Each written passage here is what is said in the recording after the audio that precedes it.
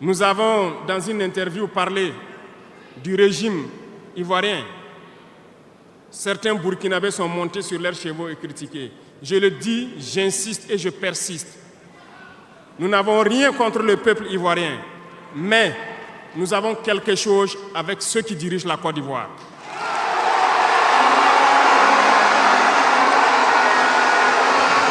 Nous le disons et nous le répétons encore.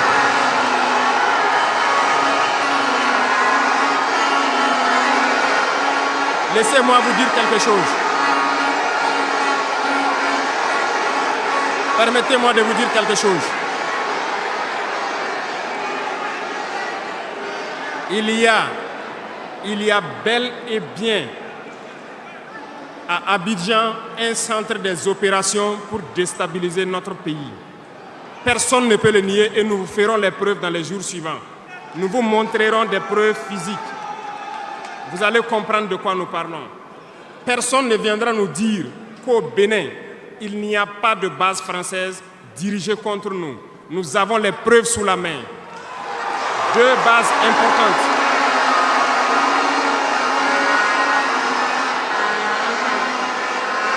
Nul ne peut le contester. Et je les mets au défi. Et nous n'avons rien contre le peuple béninois. Là, nous avons un problème avec la politique des dirigeants béninois. Et nous le disons haut et fort encore. Voilà pourquoi, pendant la colonisation ou leur conquête, je dirais, ils venaient vers nos terres et ils disaient qu'ils ont découvert nos terres parce que pour eux, nous sommes des sauvages. Nous n'avons rien de comme eux, en fait. Donc, ils nous appelaient des indigènes. Et c'est eux, le peuple. Ils s'arrogent tous les droits. Et pour eux, le monde doit marcher comme ce qu'ils veulent. C'est simple. Je prendrai quelques exemples. Regardez à travers leurs films. Ils ont préparé l'esprit de leur peuple pour les faire comprendre qu'ils sont les meilleurs. C'est eux qui doivent tout posséder. Vous ne direz pas le contraire. Dans tous leurs films qu'ils propagent, vous trouverez toujours les méchants. Ce sont soit les Russes, soit les Sud-Américains, soit les Noirs qui jouent les mauvais rôles de trafiquants de drogue, de proxénètes, de trafic d'humains, jusqu'à un passé récent, bien sûr. Vous trouverez les Arabes qui jouent le rôle des terroristes. Voilà un peu comment ils perçoivent le monde.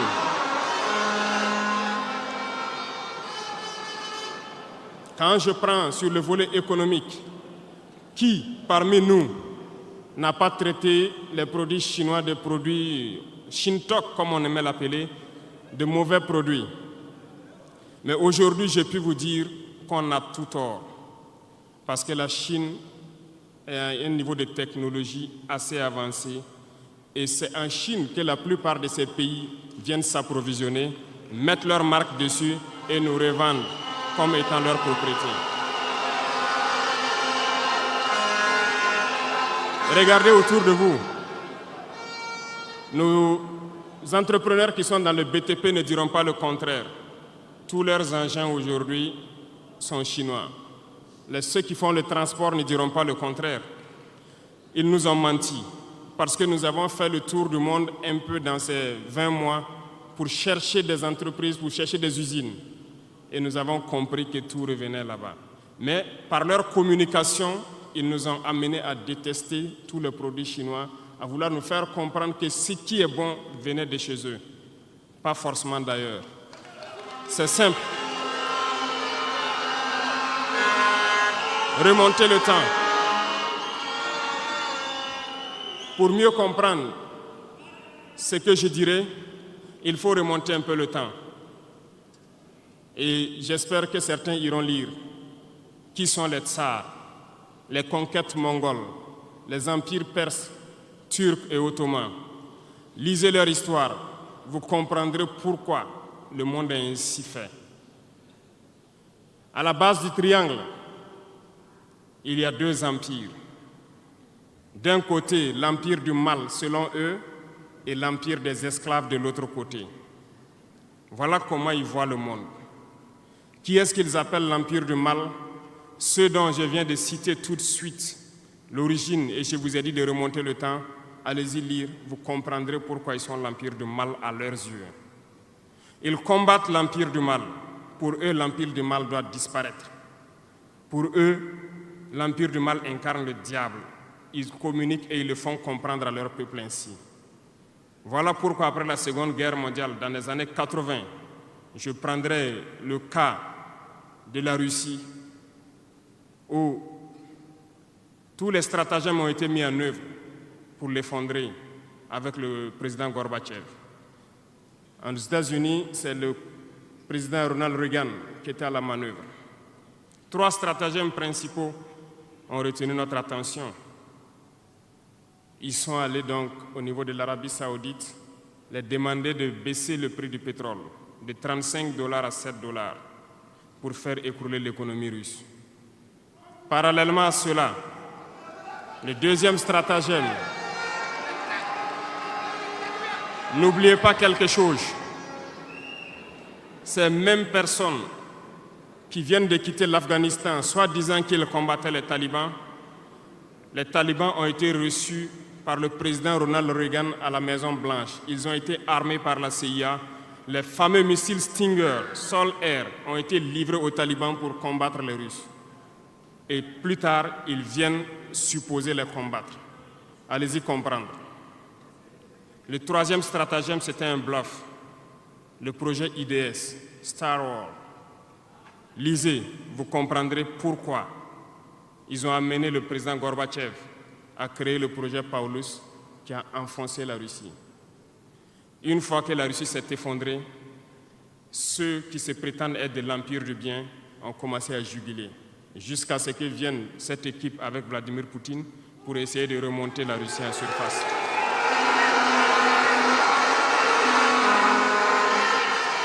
L'empire du mal, selon eux, a beaucoup souffert. Regardez l'Iran aujourd'hui, toutes les sanctions possibles. Regardez comment ils qualifient certains peuples. Par la communication, ils peuvent arriver à vous amener à faire détester un peuple ou à aimer un peuple. Ils sont très forts dans la communication et ils passent par tous les canaux possibles. Regardez les guerres qui sévissent. Ils ont tout inventé pour leur propre intérêt. Et enfin, l'empire des esclaves, selon eux, c'est l'Afrique et certains peuples d'Amérique du Sud. Dans leur tête, comme je le disais dernièrement, l'Afrique les appartient, nos terres les appartiennent, les richesses de l'Afrique sont pour eux. Et ils ne peuvent pas concevoir que des Africains puissent s'émanciper, sortir la tête de l'eau et vouloir donc les tenir tête. Et pour cela, ils se sont mis un cliché en tête. L'Africain est facile à manipuler, il n'est qu'émotion. Ils trouveront toujours un Africain pour lutter contre son frère. Et ça a toujours été comme ça. Par la communication, ils vous ont amené à détester votre propre couleur de peau. Dans nos cultures et dans beaucoup de cultures au Burkina Faso ici, le deuil était symbolisé par la couleur bleue. Lorsqu'une femme perd son mari, elle portait donc des tenues de couleur bleue pour faire son deuil pendant un temps donné. Ce sont eux qui sont venus vous dire que le noir symbolise le deuil, le diable, la médiocrité, tout ce qui est mauvais. Et malheureusement, nous avons tellement avalé ça que lorsque nous sommes en deuil, nous nous mettons également en noir. Il faut que nous nous réveillons. Il faut que nous nous réveillons parce que voilà le cliché qu'ils ont en tête. Eux, ils sont l'empire du bien, d'autres sont l'empire du mal et nous sommes l'empire des esclaves. Voilà comment les impérialistes voient le monde. Il faut que vous compreniez cela. Et là, je m'en vais faire un coup de gueule à l'endroit donc de certains intellectuels qui continuent de vouloir prêcher pour les impérialistes. Est-ce qu'ils ignorent cette partie de l'histoire? Je n'invente rien.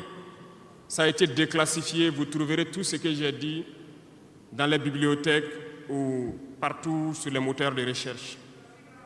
Ces intellectuels n'ont-ils pas lu cela? Ne connaissent-ils pas l'histoire de ce monde?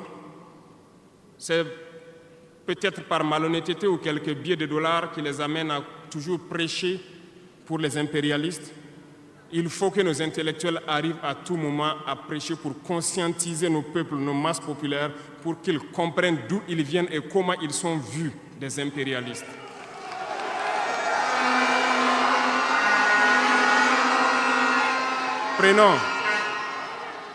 Prenons l'histoire de quelques guerres. Vous avez suivi la guerre d'Irak. Un gros mensonge qui a été inventé, soi-disant de possession d'armes de destruction massive. Certains sénateurs, au niveau des États-Unis, ont tout fait pour avoir les preuves. Ils ne l'ont pas eu. Souvenez-vous que plusieurs personnes ont démissionné de la CIA après cette guerre. Des preuves ont été inventées de toutes parts. Des services secrets occidentaux les ont aidés à fabriquer des preuves.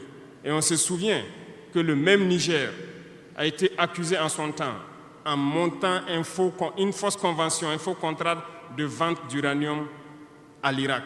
C'est le même processus qu'ils ont voulu amener la dernière fois pour soi-disant que le Niger vend de l'uranium clandestinement à l'Iran. C'est du déjà vu. Ils ont prétexté cela, ils n'ont pas eu de preuves. Même les Nations Unies ont trouvé finalement qu'il n'y avait pas de preuves tangibles de présence d'armes de destruction massive. Mais ils avaient leur objectif, il fallait détruire l'Irak. Ils ont détruit l'Irak. Ils ont créé l'État islamique, tout comme ils ont créé les talibans dans les années 80, les armés, les équipés. Et après, ils prétendent venir les combattre. Comprenez le jeu. Ça n'a que trop duré. Il faut qu'on se réveille et qu'on comprenne tout ça et que nous prenions conscience de notre situation et nous battre pour notre avenir.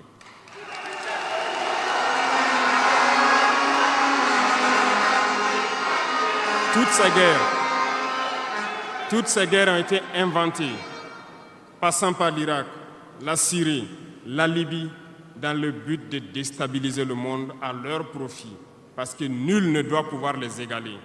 C'est ce que nous vivons aujourd'hui dans le Sahel aussi à travers le terrorisme qu'ils nous ont imposé, parce qu'ils trouveront toujours des Noirs qui vont s'exciter et qui vont prendre les armes contre leurs frères noirs. C'est ce que nous vivons. Ils n'ont jamais quitté ce modèle. Malheureusement, beaucoup de gens leur donnent raison. À cause de quelques billets de dollars, ils se vendent très moins cher à l'ennemi, à l'impérialiste, et ils se mettent à combattre leurs frères.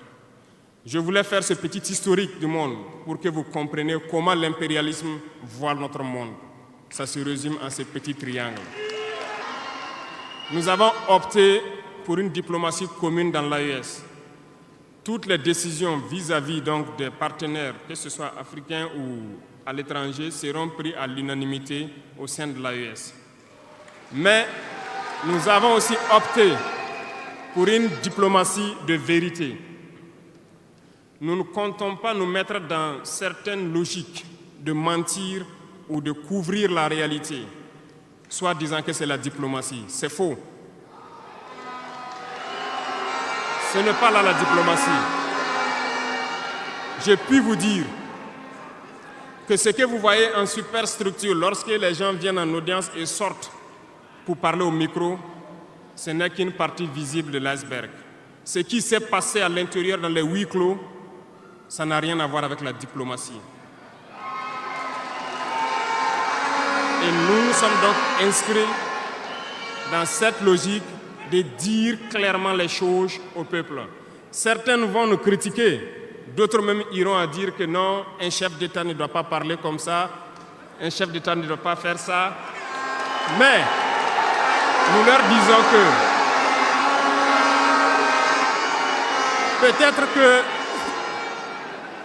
peut-être que ces gens qui critiquent de cette façon, lorsque nous disons la vérité, peut-être qu'ils ont une école où ils ont appris à être chef d'État, comment le chef d'État doit être. Sinon, je n'ai pas encore vu cette école. Et pourquoi nous devons ressembler forcément aux autres, faire comme les autres? Nous voulons créer notre modèle, notre identité. Et je pense que le Burkinabé, par définition, c'est l'homme intègre. Nous voulons la vérité. Et lorsqu'il y a la vérité qui sort, même si nous avons fauté, il faut que nous ayons le courage de venir vous dire sur tel côté nous avons fauté, nous demandons pardon. Si vous nous pardonnez, vous nous pardonnez. Mais nous ne voulons plus nous inscrire dans cette diplomatie mensongère. Nous avons, dans une interview, parlé du régime ivoirien. Certains Burkinabés sont montés sur leurs chevaux et critiqués. Je le dis, j'insiste et je persiste. Nous n'avons rien contre le peuple ivoirien, mais nous avons quelque chose avec ceux qui dirigent la Côte d'Ivoire.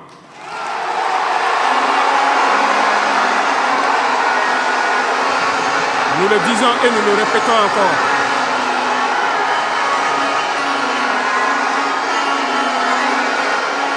Laissez-moi vous dire quelque chose.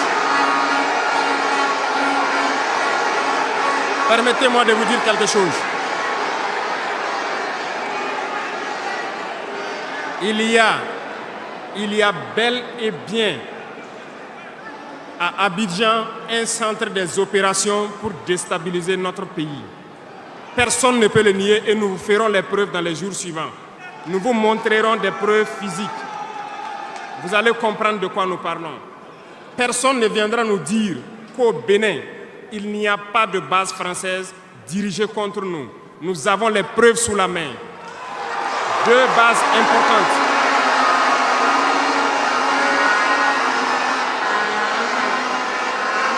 Nul ne peut le contester. Et je les mets au défi. Et nous n'avons rien contre le peuple béninois. Là, nous avons un problème avec la politique des dirigeants béninois. Et nous le disons haut et fort encore. Dans cette diplomatie, nous avons décidé de dire la vérité. Il y a bel et bien 2 bases, une vers Kandi et l'autre en allant vers Porga ou je ne sais pas quelle localité. Des pistes ont été réaménagées à plus de 3000 mètres de long. Des avions atterrissent, les gens équipent et forment les terroristes là-bas. Nous avons des enregistrements audio d'agents français au Bénin là-bas qui se jouent le centre des opérations des terroristes. Ils montent les opérations avec eux. Ils les aident à se soigner. Ils font tout ce qu'il y a là-bas. Nous avons tous les détails sur eux. Et vous ne voulez pas qu'on le dise à notre peuple? On va le dire. Si vous ne le voulez pas, s'ils ne le veulent pas, qu'ils arrêtent de se comporter ainsi. C'est simple. Nous n'avons forcé personne à prendre son indépendance. Si vous décidez de rester dans votre situation, mais ne prenez pas vos pays pour en faire des bases arrêts parce que ce sont vos populations qui vont en souffrir après. Et ce n'est pas une bonne politique. Nous le disons par expérience et je le répète toujours. Le Burkina a été une base arrière pour déstabiliser certains pays. Et ce n'est pas bien. Le Burkina a été une base arrière à un moment donné pour les terroristes ici. Voilà le prix que nous payons.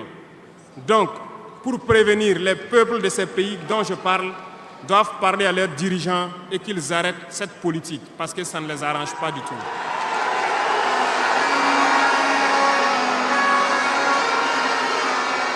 Pour venir, dans le volet communication et culture, nous avons lancé plusieurs initiatives. Au cours de l'année 2024, vous avez pu célébrer avec nous donc, le mois donc, de consommation locale. Nous avons eu les journées traditionnelles, le mois du patrimoine. Beaucoup d'activités ont été menées. Nous allons continuer à ramener donc, en surface, donc notre culture, parce que c'est de là que nous retrouvons notre identité. Nous allons continuer des actions dans ce sens, à mettre en valeur notre culture, à mettre en valeur donc nos coutumes et à mettre en valeur le vivre burkinabé. Et nous souhaitons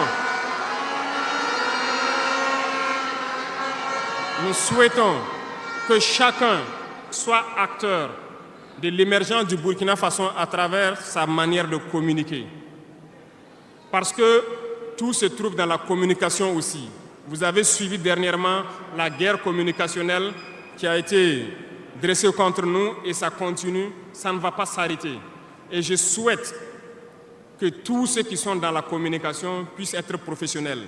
Lorsque nous voulons poser un acte communicationnel, qu'on se pose la question, est-ce que c'est pour la patrie ou contre la patrie, avant de poser l'acte. Peu importe.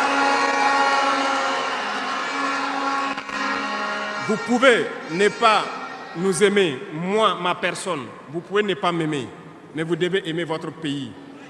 En me faisant du mal, il ne faudrait pas confondre le pays. Et donc, la politique dans le domaine de la communication va devoir aller dans ce sens-là.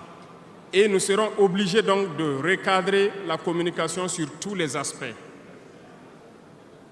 Et c'est cette ligne de conduite qui sera donc adoptée. Nous n'allons pas permettre à ce que des Burkinabés communiquent contre le Burkina Faso. Nous allons toujours nous inscrire dans l'éveil des consciences. Nous devons pouvoir sensibiliser les masses populaires pour que les gens comprennent pourquoi nous devons nous battre sur tous les volets.